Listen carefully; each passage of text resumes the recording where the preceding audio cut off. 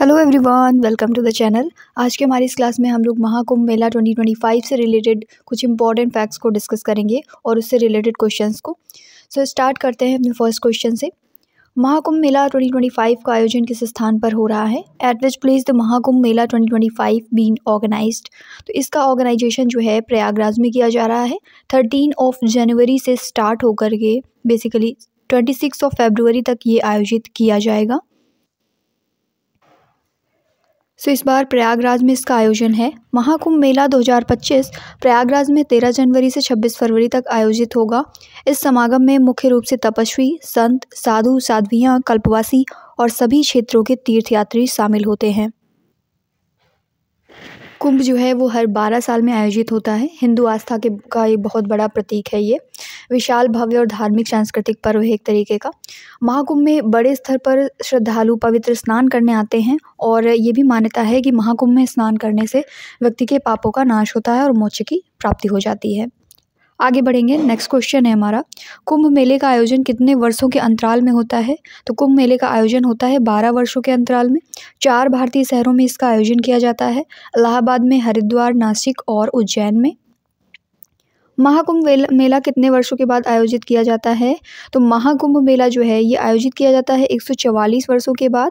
144 वर्षों का ये क्रम है कि 12 जब पूर्ण कुंभ मेले हो जाते हैं उसके बाद प्रयागराज में मनाया जाता है एक महाकुंभ। तो 12 × 12 12 महाकुंभ जब हो जाएंगे तो 144 वर्षों के बाद महाकुंभ मनाया जाता है। उत्तर प्रदेश का 76 अस्थायी जिला किसे घोषित किया गया है? 76 टेम्परेरी डिस्ट्रिक्ट डिक्लेयर किया गया है महाकुंभ क्षेत्र को। उत्तर प्रदेश सरकार जो है इसने प्रयागराज के महाकुंभ क्षेत्र को 2 दिसंबर 2024 तक राज्य का 76 डिस्ट्रिक्ट डिक्लेयर किया है। कुंभ मेले का आयोजन कितने स्थानों पर किया जाता है? तो कुंभ मेले का आयोजन टोटल 4 स्थानों पर होता है।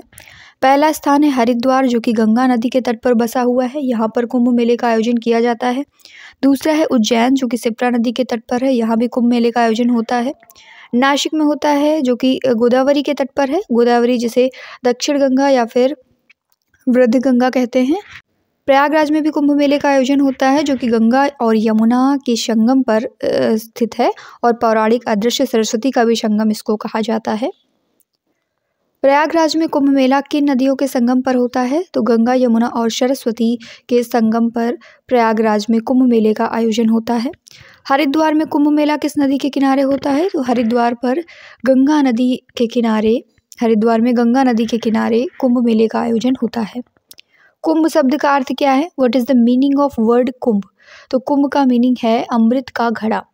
कुंभ शब्द की उत्पत्ति कुंभक यानी अमरता के अमृत का पवित्र घड़ा धातु से हुई है। कुछ पौराणिक कथाएं हैं जिनके अकॉर्डिंग समुद्र मंथन जब हुआ था तो उसके दौरान जो अमृत निकला था उसके लिए देवताओं और दानवों के बीच में 12 वर्षों तक संघर्ष चला था। इसीलिए 12 वर्ष के ड्यूरेशन में ये आयोजित किया जाता है। महाकुंभ मेले की शुरुआत किसने की? तो इसकी शुरुआत की है राजा हर्षवर्धन ने। पुष्यभूति वंश के राजा हर्षवर्धन थे जिन्होंने प्रयागराज में कुंभ मेले का आयोजन स्टार्ट कराया था। माघ मेले का आयोजन कब होता है? तो माघ मेले का आयोजन होता है जनवरी फरवरी में। प्रयागराज में प्रतिवर्ष माघ महीने में यानी जनवरी फरवरी के मंथ में माघ कुंभ मनाया जाता है। कौन सा कुंभ मेले में शाही स्नान का प्रतीक है? तो अखाड़ा स्नान जो है ये शाही स्नान का प्रतीक है कुंभ मेले में। पहला शाही स्नान जो है वो पौष पूर्णिमा के दिन हुआ था। दूसरा शाही स्नान मकर संक्रांति यानी 14 जनवरी को किया गया और उसके बाद तीसरा शाही स्नान मौनी अमावस्या को किया जाएगा 29 जनवरी 2025 में। कुंभ मेले का ज्योतिषीय महत्व किस पर आधारित है? तो ग्रहों की स्थिति पर आधारित है कुंभ मेले का ज्योतिषीय महत्व, क्योंकि सूर्य, चंद्रमा और बृहस्पति की स्थिति के आधार पर ही निर्धारित किया जाता है। ये आयोजन आध्यात्मिक गतिविधियों के लिए अत्यधिक शुभ है। देखिए, कुंभ मेले का आयोजन जो है हर 12 साल में किया जाता है और कुंभ मेले का आयोजन ज्योतिषीय गणना और ग्रहों की स्थिति पर इस तरीके से निर्भर करता है, क्योंकि जब बृहस्पति कुंभ राशि में प्रवेश करता है और सूर्य मकर राशि में होता है उस समय इसका आयोजन किया जाता है। नेक्स्ट क्वेश्चन, सिंहस्थ कुंभ मेला किस स्थान पर आयोजित होता है? ये आयोजित किया जाता है ए और बी बोथ, यानी नासिक और उज्जैन, इन दोनों में। नासिक और उज्जैन में ये मेला तब आयोजित होता है जब कोई ग्रह सिंह राशि में होता है, तो उसे सिंहस्थ कुंभ कहा जाता है। नेक्स्ट क्वेश्चन, प्रयागराज में महाकुंभ मेले को किस वर्ष यूनेस्को के द्वारा मान्यता मिली थी? तो इसको यूनेस्को के द्वारा 2017 में मान्यता मिली थी। कुंभ मेला जो है ये एक राष्ट्रीय एकता और भारत की सांस्कृतिक विरासत का प्रतीक है, जिसे वर्ष 2017 में यूनेस्को के द्वारा इसकी प्राचीन परंपराओं के लिए मानवता की अमूर्त सांस्कृतिक विरासत के रूप में मान्यता दी गई थी। अगर बात करें यूनेस्को की, तो इसमें 193 सदस्य देश हैं और 11 संबद्ध सदस्य हैं। भारत जो है यूनेस्को में शामिल हुआ था 1946 में। इसका मुख्यालय कहाँ है? तो इसका मुख्यालय है पेरिस में, फ्रांस में। इसी तरीके से यूनेस्को की जो अमूर्त धरोहर हैं उसमें से हमारे देश में जो गरबा नृत्य होता है वो भी सांस्कृतिक विरासत सूची में शामिल करने का निर्णय यूनेस्को के द्वारा लिया गया है। गुजरात का पारंपरिक नृत्य है गरबा, इसको भी अमूर्त विरासत के रूप में शामिल किया गया है यूनेस्को में। कुछ और नृत्य हैं जैसे कालबेलिया है, छऊ नृत्य है, ये सभी भी यूनेस्को की अमूर्त विरासत सूची में शामिल हैं। कुंभ मेले के साथ ही दुर्गा पूजा, योग, नवरोज, गरबा नृत्य और संकीर्तन जो होते हैं, लद्दाख का बौद्ध जप, ये सभी यूनेस्को की अमूर्त विरासत में शामिल हैं। भारत की लगभग 15 अमूर्त सांस्कृतिक विरासतें हैं जो कि यूनेस्को के द्वारा मान्यता प्राप्त हैं। शैक्षिक और सांस्कृतिक संगठन की स्थापना के लिए नवंबर 1945 में लंदन में संयुक्त राष्ट्र सम्मेलन का आयोजन किया गया था और इस सम्मेलन के अंत में 16 नवंबर 1945 को यूनेस्को की स्थापना की गई। यूनेस्को जो है ये विभिन्न देशों के सांस्कृतिक प्राकृतिक महत्व के जो स्थल हैं उनको आधिकारिक तौर पर विश्व धरोहर की मान्यता प्रदान करती है। स्थलों को या किसी वस्तु को जो है मूर्त के रूप में जाना जा सकता है, लेकिन जो कल्चर्स हैं, नृत्य हो गया जैसे या फिर कोई आयोजन है, इनको अमूर्त विरासत के रूप में शामिल किया जाता है। प्रयागराज में महाकुंभ मेले में कुल कितने शाही स्नान होंगे? तो टोटल 6 शाही स्नान होने वाले हैं। पौष पूर्णिमा 13 जनवरी 2025 को है, मकर संक्रांति 14 जनवरी 2025 को, मौनी अमावस्या 29 जनवरी 2025, बसंत पंचमी 3 फरवरी 2025, फिर अगला अचला सप्तमी को होगा, माघी पूर्णिमा को होगा और लास्ट होगा महाशिवरात्रि के दिन। नेक्स्ट क्वेश्चन, पेशवाई जुलूस में कौन कौन से प्रतीक शामिल होते हैं? तो इसमें हाथी, घोड़े और रथ शामिल होते हैं।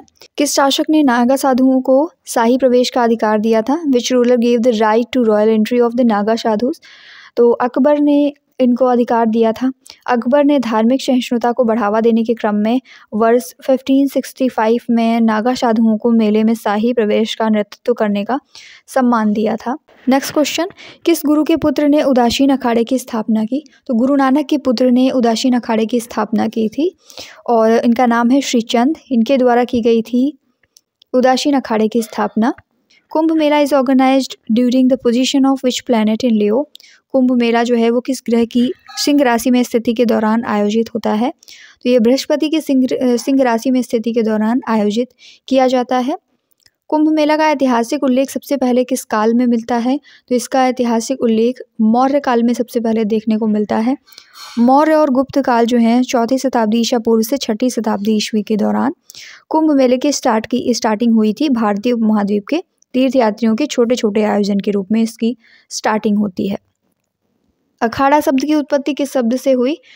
ये जो है अखंड वर्ड से निकला हुआ है, अखाड़ा। कुंभ मेले के दौरान पेंट माई सिटी योजना का उद्देश्य क्या था? इसका उद्देश्य था सार्वजनिक स्थलों पर पेंटिंग करना। 2019 के कुंभ मेले में किस श्रेणी के गिनीज वर्ल्ड रिकॉर्ड बना था?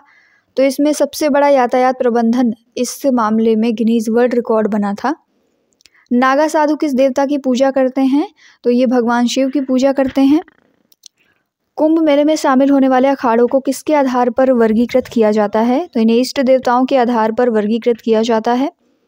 कुंभ मेला आध्यात्मिक मुक्ति का प्रतीक क्यों है? क्योंकि त्रिवेणी संगम जो है गंगा, यमुना और मान्यता के अनुसार सरस्वती का संगम, त्रिवेणी संगम में स्नान के कारण ये मुक्ति का प्रतीक है। कुंभ मेले की उत्पत्ति का वर्णन किस प्राचीन ग्रंथ में मिलता है? तो पुराणों में इसका वर्णन मिलता है। आदि शंकराचार्य के द्वारा रचित महाकुंभ मेले की उत्पत्ति जो है वो पुराणों में हुई है और इसमें देवताओं और राक्षसों के बीच में अमृत के पवित्र घड़े के लिए संघर्ष का वर्णन है, जिसमें भगवान विष्णु जो है मोहिनी रूप में आते हैं और घड़े को राक्षसों से उन्होंने बचाया था। कुंभ मेले में आयोजित होने वाला राजयोगी स्नान किसका प्रतीक है? तो ये कुंभ मेले की औपचारिक शुरुआत का प्रतीक है। कुंभ मेले में प्रमुख अनुष्ठानों में कौन सा प्रमुख है? तो नदी स्नान जो है ये प्रमुख है। अर्ध कुंभ मेले का आयोजन केवल किन 2 स्थानों पर होता है? तो हरिद्वार और प्रयागराज में अर्ध कुंभ मेले का आयोजन किया जाता है। हर छठे वर्ष इसका आयोजन होता है। कुंभ मेले में जो नागा साधु हैं वो किस रूप में प्रसिद्ध हैं? तो नागा साधुओं को योद्धा संत के रूप में जाना जाता है। उज्जैन में कुंभ मेला किस नदी के किनारे आयोजित होता है? तो उज्जैन में शिप्रा नदी के किनारे कुंभ मेले का आयोजन किया जाता है। कुंभ मेले का आयोजन किन ग्रहों की स्थिति के आधार पर होता है? तो सूर्य, चंद्रमा और बृहस्पति की स्थिति देखी जाती है। प्रयागराज कुंभ मेले को महाकुंभ के रूप में क्यों जाना जा रहा है? क्योंकि इसका आयोजन हर 144 वर्षों में होता है, यानी 12 पूर्ण कुंभों के बाद एक महाकुंभ आता है। नासिक कुंभ को और किस नाम से जाना जाता है? तो नासिक कुंभ को सिंहस्थ कुंभ के नाम से जाना जाता है। कुंभ मेले में सबसे पवित्र स्नान कौन से दिन होता है? तो मकर संक्रांति के दिन सबसे पवित्र स्नान माना जाता है। 14 जनवरी को हुआ है हाल ही में। महाकुंभ मेले का संबंध किस पौराणिक घटना से है? तो महाकुंभ मेले का संबंध जो है समुद्र मंथन से है। इसी के साथ आज की हमारी क्लास यहीं पर एंड होती है। वीडियो कैसी लगी कमेंट में ज़रूर बताएं और इसी तरीके से इंपॉर्टेंट जानकारियों से जुड़े रहने के लिए हमारे चैनल को सब्सक्राइब करना ना भूलें। बेल आइकन को प्रेस कर लें ताकि जो भी वीडियोस अपलोड की जाती हैं उनकी नोटिफिकेशन सबसे पहले आपको मिल सके। Thank you.